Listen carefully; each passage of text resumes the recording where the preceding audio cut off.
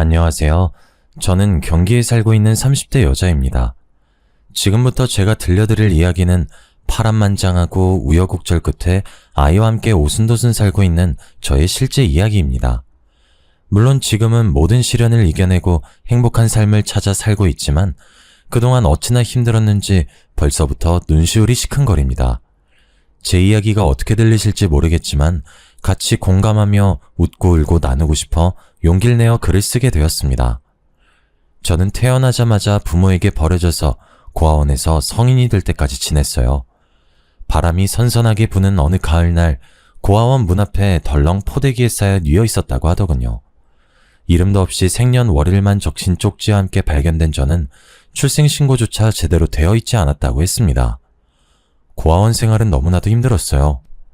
정신적인 부분으로 힘들었다기보단 제대로 먹지 못하여 늘 배가 고팠고 낡은 옷을 서로 물려입고 돌려입다 보니 자연스럽게 학교 생활에서도 주눅이 들게 되더라고요. 깡마른 몸에 수더분한 몰골이 친구들 사이에 자연스러운 놀림거리가 되었습니다. 중학생이 되어 사춘기가 찾아오자 저의 행색은 더욱이 비난받기 일쑤였고 고아원의 환경상 매일 씻지 못하여 따돌림을 당하게 되었습니다. 아무래도 친구들은 화장도 시작하고 꾸미는 것에 재미를 붙여 너도 나도 유행을 따라가기 일쑤였지만 저는 그럴 형편이 되지 않았기 때문이었습니다. 고아원에 돌아가면 항상 어린 동생들을 돌보아야 했고 시설에 오래 머물 수 없다는 것을 잘 알았기에 일거리를 찾아다녔습니다. 생활력이라도 있어야 먹고 사는데 문제가 없다고 생각했기 때문이었습니다. 공부할 시간이 부족할 정도로 고아원 살림에 보탬이 되려 했고 자연스럽게 성적도 바닥을 기게 되었죠. 그러니 같은 반 친구들은 저를 더욱 만만하게 보게 되었습니다. 중학교 시절이 지나가고 고등학생이 되자 왕따의 형태는 더욱 악랄함을 띄우게 되었어요. 일반적인 놀림이 아닌 괴롭힘이 시작되었죠. 책상과 의자는 늘 복도 밖으로 나가 있기 일쑤였으며 하루하루가 지옥 같았습니다. 선생님과 상담을 해보기도 했으나 네가 좀 씻고 다니면 되지 않겠냐? 라는 상처뿐인데야만 오갔습니다. 저는 자연스럽게 사람에 대한 공포가 생겼고 성인이 되었어도 대인공포증을 이기지 못했습니다. 고등학교를 어떻게 졸업했는지도 모르게 연말은 바빴습니다. 저는 성인이 되었고 자연스럽게 고아원을 퇴소해야 했기 때문입니다. 고등학교 졸업식은 상상도 하지 못했고 저는 바로 취업이 가능한 일자리를 찾았습니다. 하지만 대인공포증이라는 게 얼마나 무서운 일이던지 사람을 마주하는 일은 문득 찾아오는 호흡곤란과 식은땀 경련 때문에 오래 일을 할 수 없었습니다. 저는 여러 아르바이트를 했지만 채 한 달을 채우지 못하고 그만둔 일자리들도 수두룩했습니다. 결국 사람의 얼굴을 마주하지 않아도 되는 일을 찾다 보니 콜센터에 취업을 시도했습니다. 콜센터는 통화로만 상담이 이루어지기 때문에 꽤 큰 오픈마켓 회사였으나 취직이 바로 가능했고 업무로 투입되었습니다. 하지만 어리석게도 저는 고객 상담을 우습게 알았기에 그 일이 얼마나 힘든 일인지 알지 못했습니다. 보통 상담 전화를 하게 되면 반품이나 교환 혹은 배송 문의로 전화들을 많이 한다고 생각했는데 전혀 아니었습니다. 오히려 반품, 교환, 배송 문의가 들어오면 기분 좋은 상담을 마칠 수 있을 정도였죠. 콜센터에서 일해보신 적 있으신 분들은 공감해 주시겠지만 다짜고짜 욕부터 하는 고객님들, 안 되는 걸 되게 해달라는 고객님들, 배송이 늦게 온다고 전액 보상은 물론이고 물건도 오늘 내로 가져오라고 소리 지르는 고객님들까지 아주 다양한 고객들을 마주하다 보니 자연스럽게 저도 감정이 피폐해지더라고요. 일상생활에서 전화 받는 일이 기피될 정도였으니 얼마나 감정노동이 심했는지 짐작이나 가실까요? 성인의 사회란 이렇게나 무서운 것이었나? 학생의 울타리 안에서 보호받을 때가 행복했구나 하며 하루하루를 보냈습니다. 그러던 어느 날 엄청난 진상 고객을 만나게 되었습니다. 상담 전화가 연결되자마자 다짜고짜 소리를 지르며 배송 온 물건이 다 파손되었는데 아이 이유식이었다고 어떻게 할 거냐고 소리를 지르더군요. 아이 이유식이라고 하시니 일단 죄송하다고 말씀드리고 이유식을 교환 처리하여 새 제품으로 다시 보내드리겠다고 했습니다. 그러자 고객님께서 지금 당장 상담 전화 받은 네가 가져오라고 소리를 지르며 너 때문에 우리 아이가 굶고 있다고 하시는 겁니다. 사실 배송은 배송팀에서 하는 업무이기 때문에 상담만 받는 저는 교환이나 환불 처리밖에 해드릴 수 없었거든요. 기계적인 답변이 오가자 고객님께서 기분이 나쁘다고 하시면서 배운 것 없이 멍청하게 살았으니 콜센터 직원이나 하고 있지 않냐면서 파손된 제품 때문에 더러워진 복도도 당장 와서 청소하고 가라고 하더군요. 저는 죄송하다고 빌었으나 고객님의 분노는 쉽게 가라앉지 않았고 결국 해당 전화는 상위 부서로 넘어가게 되었습니다. 저는 멘탈이 완전히 깨지고 얼굴을 본 적도 없는 사람에게 모욕적인 언사를 들었다는 충격에 다시금 호흡이 가빠져오고 머리가 어지러워 쓰러질 것 같은 기분이 들었습니다. 10분 쉬겠다고 말씀드리고 자리에서 일어나 건물 밖으로 나가려는데 머리가 핑 돌면서 무게중심이 쏠리더군요. 이대로 넘어지겠다 싶은 순간 저를 잡아준 한 사람이 있었습니다. 괜찮으세요? 정말 감사합니다. 하마터면 크게 다칠 뻔했네요. 괜찮아요. 저를 걱정스럽게 바라보는 눈빛에 슬쩍 볼이 붉어졌습니다. 어디 다친 것도 아니고 다치기 전에 붙잡아주기까지 했는데 처음 보는 사람이 이렇게 나의 안위를 걱정해주다니. 방금 전 통화에서 받은 상처가 조금 옅어지는 기분이 들었습니다. 마침 음료수가 하나 있다며 저에게 캔 음료 하나를 건네준 그 사람과 건물 앞에서 잠시 이야기를 나누었습니다. 기훈 씨는 옆 팀에서 근무하고 있는 상담원이라고 하였어요. 워낙 대인공포증이 심했던지라 다른 팀원들과 인사도 제대로 나누어 본 적 없었던 저는 기훈 씨를 처음 봤는데도 기훈 씨는 이미 저를 알고 있었다고 하더군요. 나이도 워낙 어린데다가 일도 꼼꼼하게 처리하는 것 같아서 우리 팀으로 왔으면 좋겠다 하고 생각했다고 하면서요. 저는 태어나서 처음 받아보는 남자의 호의에 금방 빠져들고 말았습니다. 서로 전화번호를 교환하고 퇴근 후 한잔하자는 약속까지 금세 잡았죠. 내일 눈인사를 주고받으며 퇴근 후에 가볍게 산책을 시작으로 술 약속까지 시간을 보냈습니다. 자연스럽게 기훈 씨와 손을 잡기 시작했고 헤어짐이 아쉬워 함께 밤을 지내기도 했습니다. 그렇게 자연스럽게 연인 사이가 되었어요. 남자친구라는 존재는 생각보다 저에게 매우 큰 존재였습니다. 세상이 달라 보이고 아침에 일어나 출근하는 길이 너무나도 새로웠습니다. 콜센터 진상을 만나도 기분 좋게 웃어넘길 수 있게 해준 존재가 바로 기훈 씨였습니다. 집에 가는 게 아쉬워서 기훈 씨와 함께 저의 작은 월세방에서 지내기 시작했습니다. 아침에 눈을 뜨면 자고 있는 기훈 씨가 보였고 출근 전 아침밥을 차려주는 게 그렇게 행복한 일인지 몰랐습니다. 그 사람이 일주일에 2-3번 집에 갈 땐 아쉬워 밤에 잠을 이루지 못할 때도 많았습니다. 이 사람과 함께라면 평생을 맡길 수 있겠다 싶을 정도로 저를 아껴주고 사랑해 주었죠. 저는 이 사람을 철석같이 믿었습니다. 기훈 씨가 피임을 하지 않아도 그저 그 남자의 사랑한다는 말 한마디에 허락해 주곤 했죠. 그렇게 같이 지낸 지 2달이 채 되지 않은 시간이 흘렀을 때 저의 몸에서 이상 신호를 보내더군요. 저는 모든 게 처음이라 그게 무슨 증상인지 몰랐습니다. 약간의 미열과 어지러움, 울렁거림. 저는 감기인 줄 알고 감기약을 먹으며 버티기도 했죠. 그러다 문득 깨달았습니다. 제가 몇 달째 생리가 없다는 사실을요. 사춘기 시절 제대로 먹지 못한 탓에 생리불순이 조금 있긴 했지만 이렇게 3-4개월 동안 생리가 끊어진 적은 없었습니다. 그러고 보니 아랫배가 조금 튀어나온 것 같았고 배꼽 밑으로 길게 선이 올라오는 것이 보였습니다. 저는 놀라서 회사를 조퇴하고 회사 근처에 있는 가장 가까운 산부인과로 달려갔습니다. 임신 테스트기를 해보셨냐는 말에 아니요, 안 해봤는데 임신 같아서요 라고 말을 하고 초조하게 제 이름이 불려지길 기다렸습니다. 피를 뽑고 꽤 오랜 시간 기다리니 진료실에서 제 이름을 부르더군요. 의사 선생님께서 저를 빤히 쳐다보면서 말했습니다. 아직 나이도 어린데 결혼은 아직 안 했죠? 라고요. 저는 고개를 끄덕였습니다. 의사 선생님께서 작은 숨을 폭 뱉으시고는 계획이 있었던 임신이냐고 묻길래 저는 고개를 푹 숙였습니다. 왠지 축복받지 못한 생명을 품은 기분이 들었기 때문입니다. 저는 임신 5개월 후기에 접어든 중기 임산부였습니다. 정말 둔했던 탓에 그리고 워낙 말랐던 탓에 배가 나온 것도 두드러지지 않았고 병원에서도 아기가 주수에 비해 매우 작다고 했습니다. 이미 주수가 24주에 가까워지고 있어 중절 수술도 힘들다고 했습니다.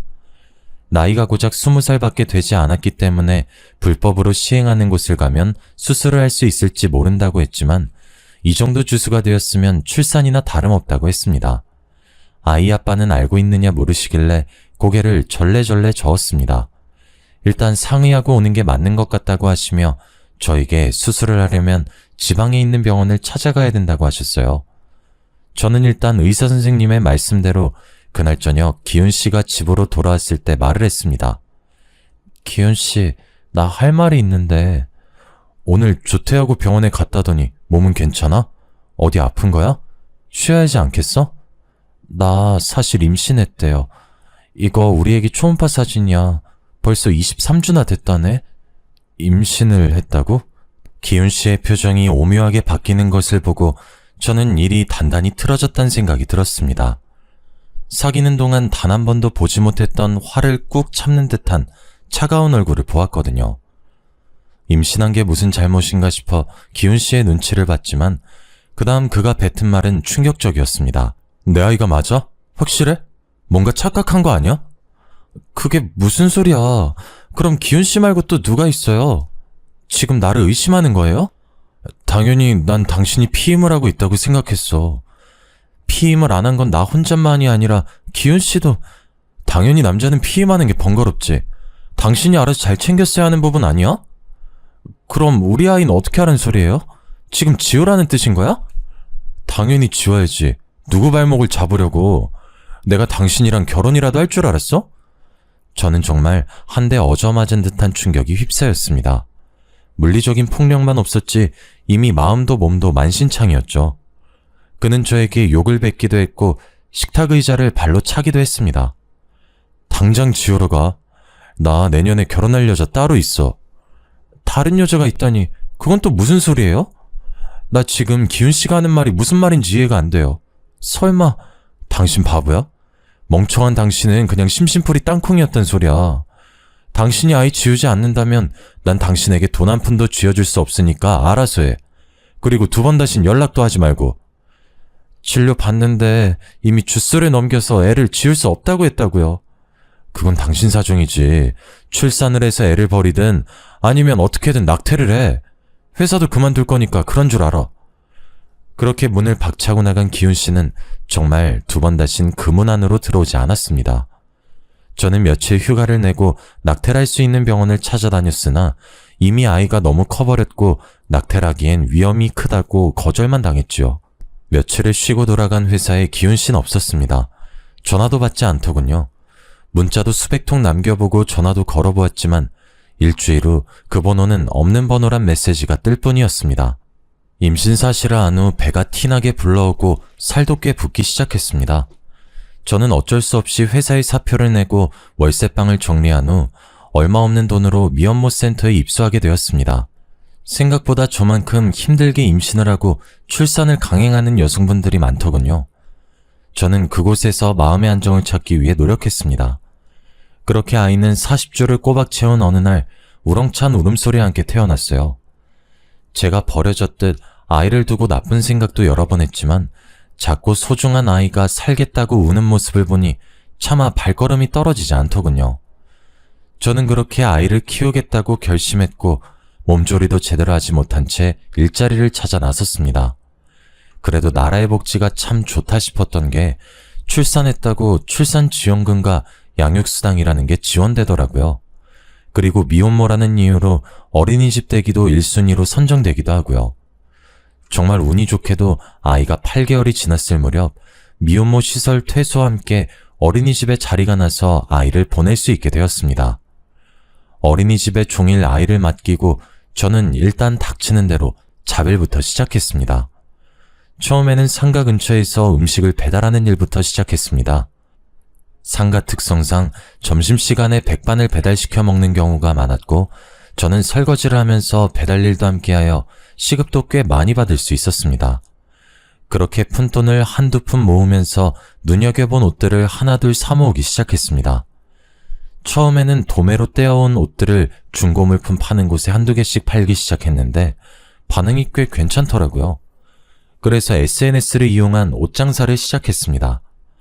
판매 건수가 처음에는 한두 건으로 시작해서 10건, 20건, 100건이 넘어가자 세금 문제도 걸리고 현금 영수증을 요구하는 사람들이 늘어나 저는 본격적으로 창업 준비를 시작했습니다. 아직 20대 초반인 나이라 힘도 팔팔했고 의욕도 넘쳤습니다. 쇼핑몰을 창업하기까지 꽤 큰 돈이 들어갔지만 아이와 살고 있는 반지하 월세방을 창고처럼 이용하며 물품을 팔기 시작했습니다. 그래도 그동안 어깨너머로 보았던 옷들이 큰 도움이 되더군요. 역시 꾸준함과 성실함은 배신하지 않는 걸까요? 2년 정도 지나니 저는 정말 잘 나가는 쇼핑몰 사장님이 되어 있더라고요. 반지하 월세방, 그 쿰쿰한 곳에서 옷을 쌓아두고 시작했던 저는 커다란 창으로 햇살이 비추는 아파트 고층으로 이사를 하였고 저희 사무실 또한 따로 크게 자리를 잡았습니다. 이제 더 이상 옷이 습기를 먹을까 냄새가 나지 않을까 하는 고민은 하지 않게 되었습니다. 직원도 없이 혼자 발품부터 배송까지 전부 도맡아 했던 제가 디자인팀, 배송팀, 관리팀, 직원을 여럿 두고 일하는 사장님이 되었습니다. 그러던 어느 날 저의 성공일기를 취재하고 싶다는 여성 잡지 에디터님의 요청이 있었고 저는 기꺼이 그 인터뷰에 응했습니다. 저의 과거부터 성공하기까지 상세하게 나열하진 않았지만 큼지막한 사건들이 잡지에 실렸고 저의 단단함을 보고 응원해주신 분들로 인해 쇼핑몰은 더욱 잘되기 시작했죠. 그렇게 가난하고 힘들었던 제가, 대인기피증의 왕따였던 제가 이제는 그 모습을 다 벗어던지게 된 겁니다. 문제는 제 인터뷰를 본 기훈 씨에게 연락이 오기 시작했다는 겁니다. 오랜 시간 만났다는 그 여자친구와 결혼을 했으나 결국은 이혼을 하게 되었고 그동안 저를 그리워했다. 심지어 그렇게 지우라고 난리치던 아이까지 보고 싶다고 하는 겁니다. 저는 딱 잘라 거절했습니다만 친자가 일치할 경우 자신에게도 친권이라는 게 있다고 하면서 아이를 데리고 가겠다고 협박을 하였습니다. 저는 친자검사에 동의하지 않았지만 법적으로 제재할 수 있는 부분이 아니기에 어쩔 수 없이 친자검사를 시행하게 되었고 아니나 다를까 기훈 씨의 친자 일치로 결과지를 받아보게 되었습니다. 기훈 씨는 더욱 비열하게 아이를 내놓아라, 여태 너랑 살았으니 이제 나랑 살아야겠다 하며 뻔뻔하게 양육비를 지급하라 하였습니다. 저는 기훈 씨 없이 아이를 낳고 몇 년 동안 혼자 전전긍긍하여 아이를 키웠는데 그간의 보상 하나 받지 못하고 친자가 일치한다는 이유로 이런 요구를 하는 것은 말도 안 된다 하였지만 기훈 씨는 콧방귀를 끼며 친권소송을 걸겠다고 하더군요. 어디 할 테면 해보라고 했습니다. 저는 당당했으니까요. 기훈 씨는 정말로 저에게 소송장을 보냈습니다. 어찌나 어이가 없던지 순식간에 멘탈이 바사삭 부스러지는 느낌이었습니다. 직원들을 퇴근시키고 샘플 원단을 보기 위해 거래처 사장님을 기다리면서 소장을 읽는데 그의 그 극악무도함에 치가 떨려 눈물이 주룩주룩 흐르더군요. 한참을 울고 있는데 헛기침하는 소리가 들리더군요. 거래처 사장님께서 제가 소장을 받고 울고 있는 걸 보고 계셨더라고요.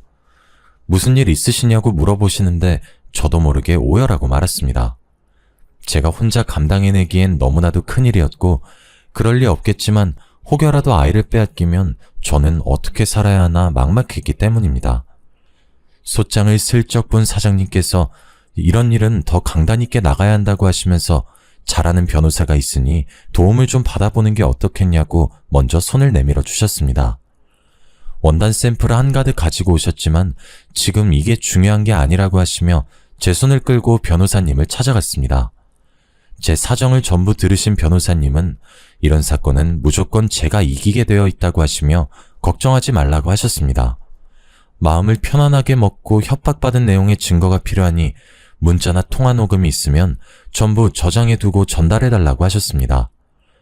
법에 대한 지식이 방대한 사람이 직접 걱정 말라 위로를 해주니 더할 나위 없이 든든해지더군요.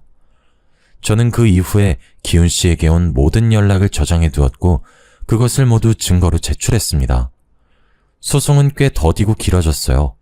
저는 몇 번이고 포기하고 싶었지만 그럴 때마다 거래처 사장님께서 용기를 주셨습니다. 이런 일로 무너지면 아이도 뺏기고 일도 손 놓게 된다고 하시며 여기서 꼭 버텨야 한다고 하셨습니다. 제가 혹여나 나쁜 생각을 가지기라도 할까봐 만사 제쳐두고 제 옆에서 저를 묵묵히 지켜봐 주시더라고요. 사장님은 저보다 나이가 꽤 많았지만 그 부분이 더 의지되기도 했습니다. 어린 저와 다르게 세상의 이치를 많이 알고 계신 것 같았거든요. 제가 우울해할 때마다 맛집을 찾아서 데려가 주기도 하고 사무실 안에만 콕 틀어박혀 있을 땐 바람 쐬자며 드라이브도 시켜주시고 우린 그렇게 오랜 시간을 함께 했습니다. 소송이 1년쯤 안 되었을 때 마무리가 되었는데 그때까지 매일 저에게 안부를 묻고 저를 기다려준 사장님께 저도 모르게 마음이 쏟아지더라고요. 당연히 소송은 승소하였습니다. 친권과 양육권 모두 제가 가져올 수 있게 되었고 친부인 기훈 씨는 저에게 양육비를 지불하라는 판결을 받았죠. 기훈 씨는 그런 결과를 받아들이지 못하고 저에게 몇 번 더 연락을 시도했으나 사장님께서 모든 연락을 막아주셨고 변호사님께서도 법적으로 조치를 취할 수 있다고 언제를 주셨습니다. 기훈 씨는 예상치 못한 반격에 양육비는커녕 1원 한 푼 주지 않고 그대로 연락을 끊고 잠수를 타더라고요. 제가 저런 찌질한 사람을 사랑했었다니, 나의 하나뿐인 소중한 아이의 친부라니 진절머리가 나더라고요. 또 한 번 시련을 이겨낸 저는 정말 돌멩이처럼 단단한 사람이 되었다고 생각했습니다. 그 일이 일어나기 전까지 말이죠. 저는 사장님과 진지한 만남을 가졌습니다. 저희 아이와도 잘 놀아주고 정말 애정을 듬뿍 담아 대하는 것이 느껴졌기 때문입니다. 지나칠 만큼 과분한 사랑에 가끔 이질감이 느껴지기도 했습니다만 워낙 나이 차이가 있는지라 그 나이의 감성을 제가 따라가지 못한다고 생각했죠. 어느덧 아이가 7살이 되고 저에게 가끔 "난 왜 아빠가 없어요?" 하고 물을 때마다 꼭 죄인이 된 기분이 들었습니다. 이 사실을 사장님도 알고 있었어요. 저는 아이에게 얼머부리기 바빴지만 사장님은 조금 달랐나 봅니다.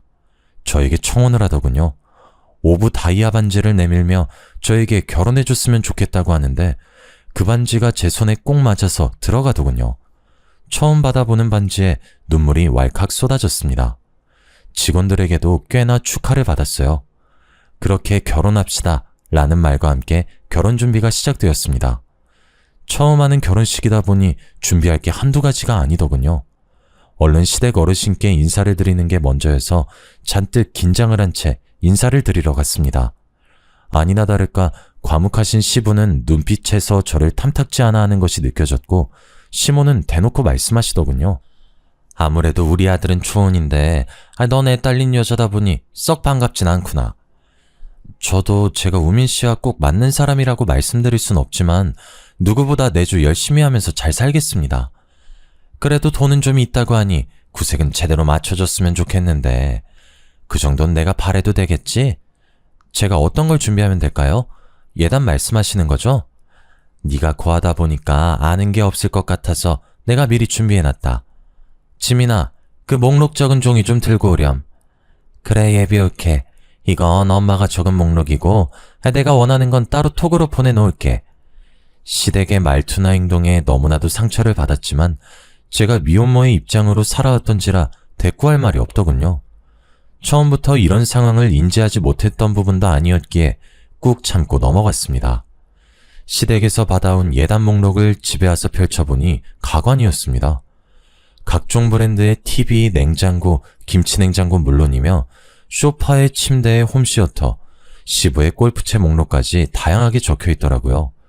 시모의 명품 가방, 모피까지 적혀있는 목록만 다 합쳐도 수천을 쏟아부어야 가능하겠더라고요. 우민 씨를 붙잡고 이 목록은 과하다, 여기서 정말 필요한 것 몇 가지만 체크해달라 요구했지만 우민 씨도 남처하단 입장이었습니다. 네가 어리긴 하지만 그래도 아이도 있고 돈도 있고 하니까 이번만큼은 우리 부모님 욕을 따라줄 순 없을까? 이건 너무 과해요, 사장님. 사장님께서 지난번에 TV도 새로 샀다고 안 하셨어요? 그땐 55인치 TV를 샀는데 우리 부모님께서 큰 TV를 원하시나 봐. 75인치 정도면 적당할 것 같아. 있는 살림이 있는데 이 모든 걸 새로 산다니 좀 부담되긴 하네요. 지금 우리 집에 있는 걸 가져오면 되지. 부모님 댁에 새 거 해드리고. 우리 신혼집에 시댁 물건을 갖다 놓자고요? 예단을 줄이고 우리 집에 새 거를 둬야 맞지 않을까요?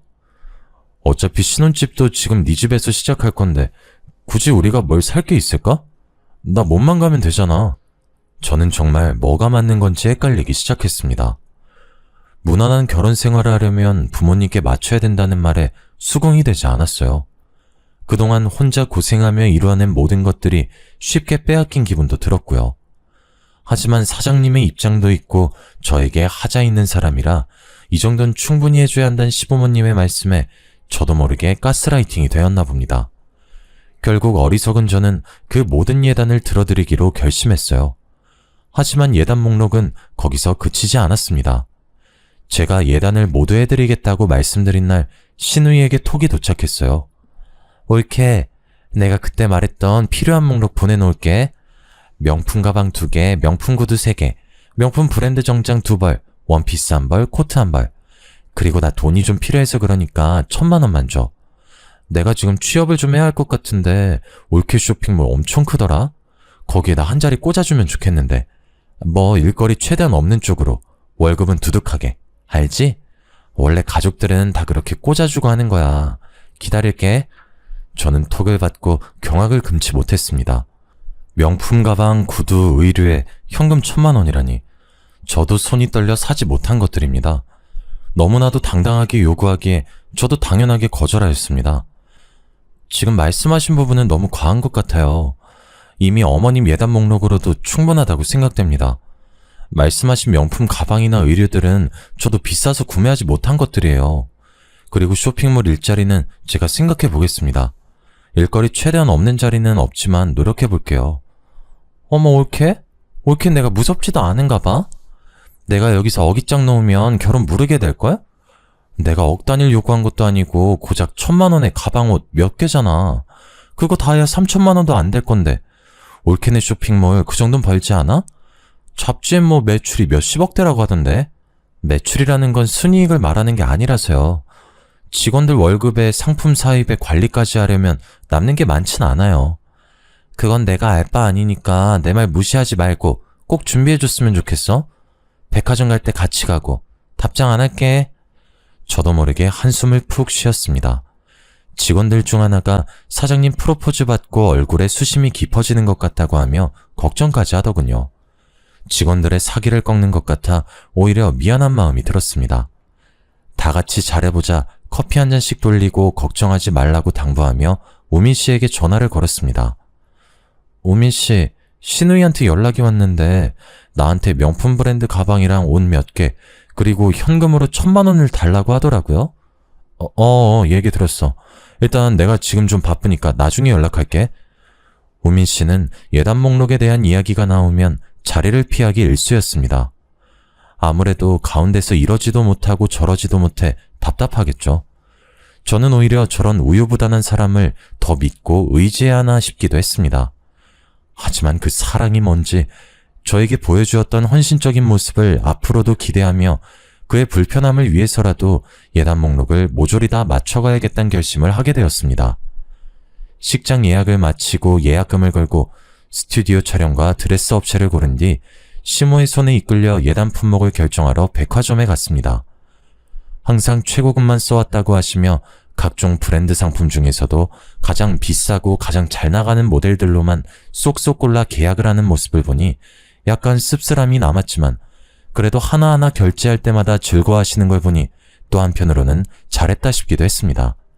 진즉 기쁜 마음으로 돈 좀 쓸 걸 괜히 내키지 않아 하다가 우미 씨까지 스트레스 받게 한 것 같아 미안한 마음도 들었습니다. 현재 짐이 있으니 결혼식 끝나고 신혼집에 시댁 물건들 옮기고 시댁으로 새 가구 가전을 배송받기로 예약까지 다 걸어뒀습니다. 신우이는 백화점 갈 때 자기 물건도 같이 샀으면 얼마나 좋았겠냐고 투정 부렸지만 시댁 예단 물품으로도 너무 힘들었기에 다음을 기약하였습니다. 하나하나 잘 풀려가고 있다고 생각이 들었지만 진짜 복병이 시작되었습니다. 쇼핑몰에 한 자리 달라던 신우이가 하루도 빠짐없이 사무실에 출근을 했기 때문이죠.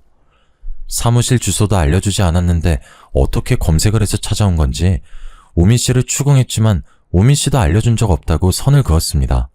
진실은 아무도 알 수 없지만요. 제가 외근을 나가는 동안에도 사무실에 죽치고 앉아서 허구한 날 통화에 직원들에게 사사건건 시비를 걸어댔습니다. 하루는 일하고 있는 디자인팀 직원에게 커피 심부름을 시키질 않나, 또 하루는 창고 재고 관리를 하는 직원에게 창고에 먼지가 많다며 청소는 언제 하는 거냐고, 먼지가 많으면 목이 아프니까 빨리 청소하라고 되도 않는 갑질을 하고 있더라고요.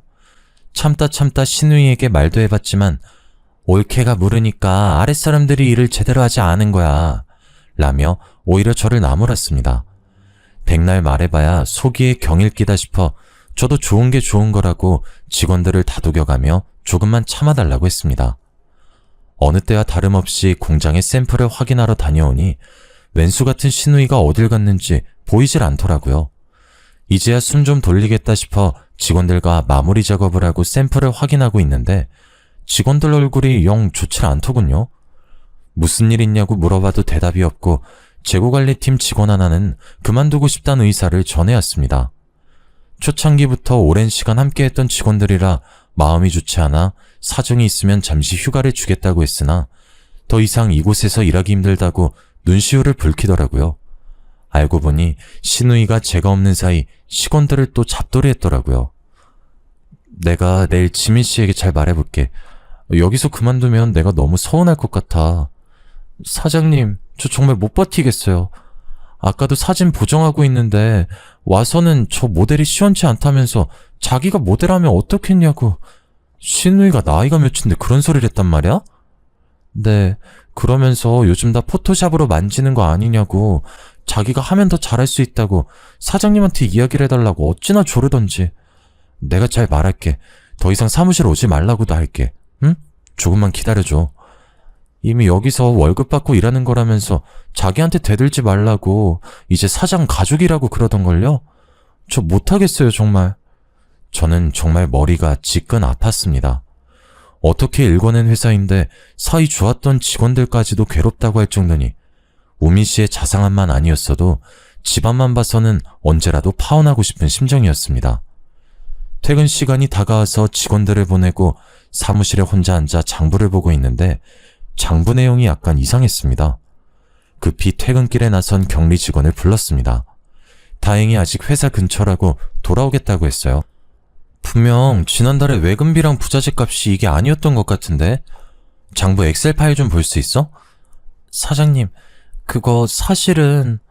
왜? 내가 모르는 뭐가 있어? 이거 지금 횡령이야. 알지? 내가 자기 얼마나 믿는지. 내가 장부 기입은 다 자기한테 맡겼었잖아. 저도 잘 알죠. 그런데 제가 수정한 게 아니에요. 사업자 통장도 확인해보니까 일적 금액만큼 인출되어 있던데 어떻게 된 거야? 자기 무슨 일 있어? 일은 제가 있는 게 아니라 그게... 그냥 속 시원하게 말해봐. 우리 둘밖에 없잖아. 그거 사장님 신우이분이 한 짓이에요. 격리 직원의 말은 그랬습니다. 제가 신상품 준비를 위해 요즘 들어 외근이 잦았던 건 사실입니다. 제가 자리를 비운 사이 직원들에게 갑질을 했고 하다못해 격리 직원의 컴퓨터에 앉아 엑셀 파일을 열어보고 있더랍니다. 커피를 사러 잠시 외출한 사이 일어난 일이라 수기장부와 함께 정리를 해보니 금액이 몇십만 원 비어있기에 장부를 왜 수정했냐고 하니 본인이 어차피 다 쓸 돈이라고 돈 받기로 했다면서 사장한테 물어보라고 오히려 큰 소리를 치더랍니다. 그러면서 중간에 오해가 생겨 사장이 파혼이라도 하면 다 네 탓이라고 소리를 지르고 조용히 넘어가길 원하면 앞으로 종종 수정해달라고 했답니다. 그렇게 중간에서 횡령한 돈이 700만 원을 넘기고 있었더라고요. 물론 중간중간 통장 확인과 장부 확인을 하지 않은 저도 문제라면 문제지만 항상 오차없이 일처리를 했던 격리 직원을 믿고 있었고 신우이가 감히 사업자 통장까지 손댈 거라고는 생각도 못했었기 때문에 몰랐던 겁니다. 혹시라도 제가 파혼이라도 당할까 격리 직원은 속을 끙끙 앓았더군요. 제가 너무 화가 나서 몸을 부르르 떨자 직원이 입을 열었습니다. 사장님, 결혼 꼭 하셔야겠죠? 왜? 이거 말고 다른 일 있어? 저 정말 한치의 거짓도 없이 사장님께 그대로 사실만 전하는 거예요? 저 의심하지 마세요. 왜 그래? 무슨 일인데? 사실 요즘 사장님 외근 나가실 때마다 그 신우이 분께서 회의실에서 자꾸 전화를 하시더라고요. 누군진 모르겠지만 친구 같기도 하고. 근데 통화 내용이 사장님도 아셔야 할 것 같아서요. 제가 엿들으려고 들은 건 아니었는데요. 뭔데 그래? 그분 말대로라면 남동생이 정말 제대로 호구 하나 물어왔다고 쇼핑몰 명의도 곧 자기 명의로 바꿀 거라고 하시면서 굳이 필요도 없는 가전제품이며 가구며 집 인테리어까지 싹 바꿀 거라고 하셨어요. 아니 정말이야? 그동안 내가 어떻게 해줬는데 이런 식으로... 그리고 어차피 가족으로 생각도 안 하는 버러지라면서 고아 출신이라 가족이라는 이름만 붙으면 다 진짠 줄 안다고 막말하더라고요. 조만간 건물도 하나 사달라고 해서 카페도 차릴 예정이니까 카페 차리면 와서 알바 좀 하라고. 심지어 사장님이 월급도 다 내줄 거라고 하면서 말하셨어요. 아니 잠깐만, 나 머리가 너무 아파서. 사장님, 제가 정말 오랜 시간 사장님과 함께 했고 친언니 같아서 하는 말이에요. 정말 저 집안 사람들 순 사기꾼 같아요. 제발 파혼하셔요. 지금 나한테 한 말 전부 다 사실이고 혹시라도 싸움이라도 생기면 증언해줄 수 있어? 당연하죠. 제가 혹시 몰라서 회의실 CCTV도 저장해뒀어요. 소리가 워낙 작게 녹음되긴 했지만 무슨 말인진 알아들을 수 있어요. 정말 너무 고맙다. 이 은혜를 내가 어떻게 갚아야 할지. 사장님만 행복하시면 돼요. 어서 빨리 저 썩은 집안에서 탈출하시길 바랄게요. 저는 격리 직원에게 CCTV 영상이 담긴 USB를 받았습니다. 그간 횡령에 간 증거가 담긴 장부 원부 또한 들어있었습니다. 이제 일말의 정도 다 떨어졌고 우민 씨가 손이 발이 되도록 빈다 해도 되돌아갈 생각이 들지 않았습니다. 이제서야 콩깍지가 벗겨진 거였죠. 그날 저녁 퇴근을 하고 아이와 함께 시간을 보내면서 아이에게 다시 한번 미안하단 말을 했습니다. 아빠가 생길 거라고 좋아했었는데 들어주지 못할 것 같다고 하니 아이가 저를 꼭 안아주더군요. 나는 엄마만 있으면 돼. 엄마를 제일 사랑해. 라고 하면서요. 한참을 울다 마음을 정했습니다. 저는 그날 주말 시댁과의 식사 자리까지 기다렸습니다. 한 번에 터뜨리는 편이 좋을 것 같았어요. 주말이 오기 전 백화점에 들러 예약해두었던 가구와 가전을 모두 취소했습니다. 가전제품은 아직 상품을 받지 않아 전액 환불이 가능했고 가구 상품 중 일부는 주문 제작 상품이라 예약금을 날리긴 했지만 모두 취소하고 나니 마음이 편안했습니다. 그 후엔 웨딩 플래너에게 위약금을 주고 스튜디오와 드레스 메이크업, 식장 모두 취소했습니다. 그 정도 금액은 아깝지도 않더라고요. 다행히 백화점에서도 웨딩 플래너도 우민 씨에겐 따로 연락하지 않은 것 같았습니다. 아무렇지 않게 주말에 소고기를 먹자고 우리 부모님 몸보신 좀 하셔야겠다고 괜찮은 강남에 고깃집 예약을 해놓으라고 연락이 왔더군요.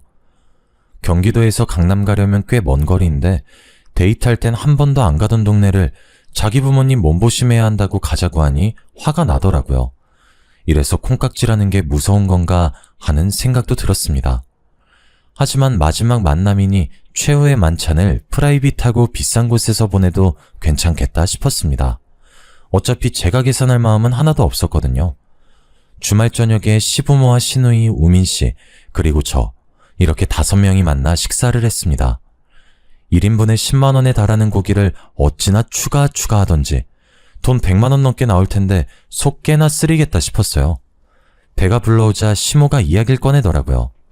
예, 내가 이 동네에 좋은 자리를 하나 받았는데. 어떤 자리요? 에휴, 답답해라. 고아라서 그런가 말귀를 척척 알아듣질 못해. 무슨 자리겠어? 부동산이지. 직원이 전해주었던 카페 이야기를 하더라고요. 아무튼 값이 좀 나가긴 하지만 너야 능력 되잖니? 우리도 노후 좀 즐기고 싶고 우리 명의로 카페 내서 직원 쓰면서 관리나 하고 싶어서 말이야. 그래서요? 뭐가 그래서요야?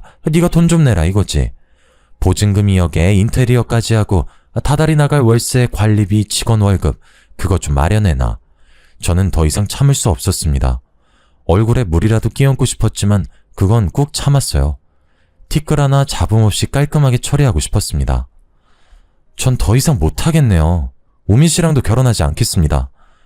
제가 저 말을 했을 때 그 가족들의 표정을 사진으로 어찌나 남기고 싶던지 다들 벙찐 얼굴로 저에게 모든 시선이 꽂히더군요. 저는 눈도 마주치지 않은 채 식사 자리를 정리했습니다. 제가 준비했던 예단들은 당연히 이미 취소했고요. 결혼 준비했던 모든 것들 위약금 물고 해지했습니다. 웨딩 플래너에게 연락하셔도 좋아요. 당신 나랑 한마디 상의도 없이 이게 무슨 짓이야?